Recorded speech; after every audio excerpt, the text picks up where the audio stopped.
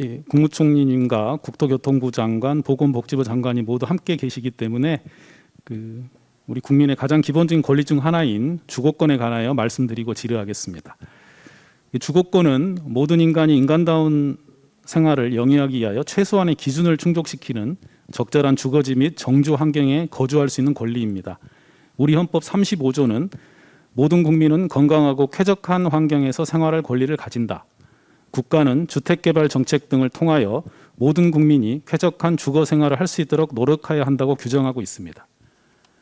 1919년 독일 바이마르 헌법에서 이미 모든 국민에 대한 주거권, 특히 아동 가구의 주거권 보장에 대한 국가의 의무를 명시하였습니다. 그런데 우리나라는 여전히 국민의 주거권이 충분히 보장되고 있지 않다는 지적이 있습니다. 특히 아동 등 사회적 약자에 대한 주거권 보장이 여전히 미흡하다고 보여집니다. 먼저 노영욱 국토교통부 장관께 질문하겠습니다. 2017년 한겨레 경제사회연구원 한국도시연구소가 분석한 결과 만 19살 이하 아동 94만 명이 최저 주거 기준에 미달하는 열악한 집에서 생활하거나 지하나 옥상, 고시원에 사는 등 주거 빈곤 상태에 내몰려 있는 것으로 나타났습니다. 그런데 2년 후인 2019년 통계청 발표 자료에 따르면 그 숫자는 94만 명으로 전과 동일합니다. 몇 년이 지나도 개선책 마련이 되지 않았다는 것을 의미합니다. 최근에 코로나19 상황에서 주거 빈곤 아동의 생활이 더욱 어렵습니다. 주거 빈곤 아동의 호흡기 질환, 천식 발병, 수면 부족은 과거에도 문제가 되었습니다. 그런데 코로나19로 등교하지 못하는 기간이 길어지면서 원격 수업을 하기 어려운 환경에 사는 아이들은 학력 격차로 빈곤의 대물림까지 걱정해야 될 처지에 놓여 있습니다. 우리 장관께서는 혹시 화장실이 실외에 있는 주택이 전국에 몇 개나 되는지 파악하고 계십니까? 아까 말씀 주신 최저 주거 기준을 충족시키지 못하는 주택이 전국적으로 한 5.3% 정도 되는 걸로 기억합니다. 네, 한 언론에 실린 주거빈곤 아동의 사연을 말씀드리겠습니다. 평소 잘 웃는 희주 가명입니다. 소변이 마려울 때마다 울상을 짓는다. 귀신이 나올 것 같다. 거미가 무섭다 하면서 꾹 참을 뿐 집에 있는 화장실은 영 가려하지 않는다. 도저히 참을 수 없을 때가 돼서야 외할머니 손을 잡고 겨우 가는 정도. 그럴 때조차 집에서 가장 싫어하는 게 화장실이야 하고 소리칠 만큼 아이는 화장실이라면 정색한다. 20년 전 도로공사 인부들이 현장 사무소로 쓰던 가건물에 살고 있는 이 아이의 화장실은 재래식이어서 근처만 가도 압취가 나고 문이 잠기지 않는다고 합니다. 화장실이 외부에 있기 때문에 겨울에 화장실을 가기 위해서는 두꺼운 점퍼를 입고 따뜻한 신발을 신어야만 합니다.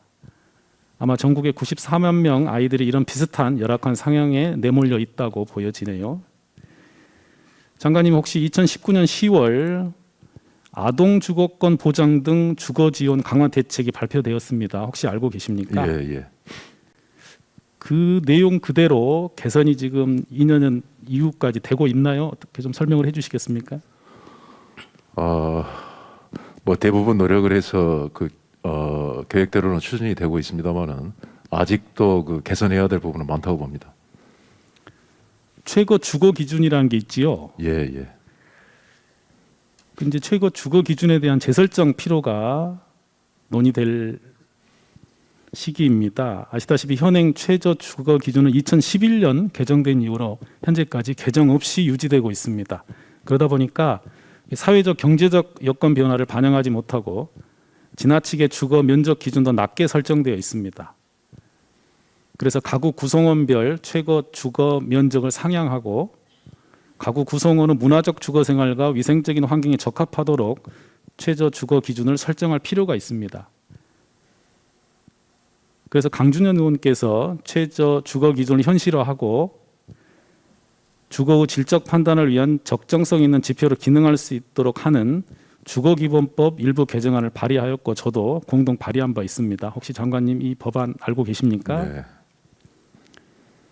의원님 말씀하신 대로 그 기준이 만들어진 지 꽤 시간이 경과가 됐고 또 우리 생활 수준이라든지 우리 국민의 눈높이라든지 이런 것도 많이 달라졌기 때문에 이제는 뭐 검토가 필요한 그 상황이 아닌가 그렇게 생각을 합니다. 2020년 6월에 발간된 국회 예산정책처 분석 자료에 따르면 주거 수준에 대한 눈높이는 높아지는 데 비해 세밀한 주거 지원 체계 미흡으로 체감도가 낮고 일부 사각지대가 발생하고 있다고 지적을 하였습니다. 또한 다가구 자녀는 가구 원수에 맞는 적정 규모의 주택을 지원하지 못해 성장기 아동의 발달 단계에 맞는 주거 면적 확보에도 한계를 보이고 있습니다. 지원 단가가 부족하여 다자녀 가구에 맞는 공공임대주택을 마련하기 어려운 상황이고요.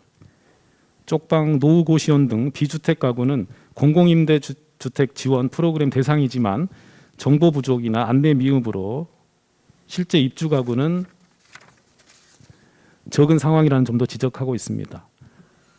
장관님, 이런 비주택 가구 정보 부족과 안내 미흡 관련한 부분은 주거복지사업 주무부서인 국토교통부에서 챙기셔야 될 것 같은데 어떠십니까? 예, 챙겨보겠습니다. 예. 권덕철 보건복지부 장관께도 질문을 하겠습니다. 방금 제가 쭉 말씀드렸던 이런 열악한 주거 환경에 놓인 아이들을 위해서 우리 보건복지부에서 지원할 수 있는 사업이 어떤 것이 있는지 몇 가지만 말씀을 해주시겠습니까? 네, 통상적으로 이제 그 가정 위탁이라든지 이런 걸 통해서 하고 있고요. 방금 국토부 장관님 말씀 주셨지만 그 주거 최저 주거 기준이라든지 또 공공임대주택이라든지 또 매입 임대주택이라든지 이런데 그 아동들이 우선적으로 들어갈 수 있도록 하는 그런 저기를 하고 있습니다. 주거에 관련돼서는 저희들이 국토부하고 긴밀하게 협의를 하고 있습니다. 이 부분에 관한 예산은 아끼지 마시고 적극적이고 능동적으로 검토해 주시길 부탁을 드리겠습니다. 네, 마지막으로 우리 김부겸 국무총리께 질문하겠습니다. 예, 아동 주거 복지는 개인이 아닌 공동체의 문제이자 어른들이 해결해야 할 가장 시급한 과제입니다. 날씨가 벌써 선선해지고 있고 곧 추운 겨울이 옵니다. 주거 빈곤 아동 문제에 대해서는 국가와 지방 정부가 더 적극적으로 개입해야 된다고 생각을 합니다. 이에 대한 우리 총리님의 의견을 듣고 싶습니다.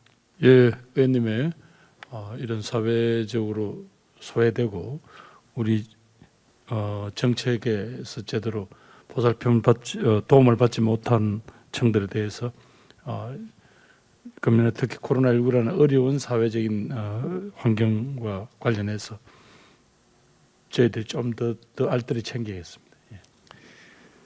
국가는 국민의 쾌적한 주거 생활을 위해 노력할 의무가 있다는 것이 말씀드린 헌법 정신입니다. 우리 주거 기본법에도 국민의 주거권 보장을 위한 주거 정책의 기본 원칙으로 주거 지원 필요 계층의 주거 수준 향상을 규정하고 있습니다. 특히 아동의 수요를 고려한 맞춤형 주거 복지를 설계해야 됩니다. 이 문제에 대하여서는 2022 회계연도 예산 심의 때 더 나아가 질의를 하겠습니다. 그때까지 대략적이라도 정책이 마련되기를 기대하고요. 오늘 대답해 주신 국무총리님, 국토교통부 장관님, 보건복지부 장관님께 감사드립니다.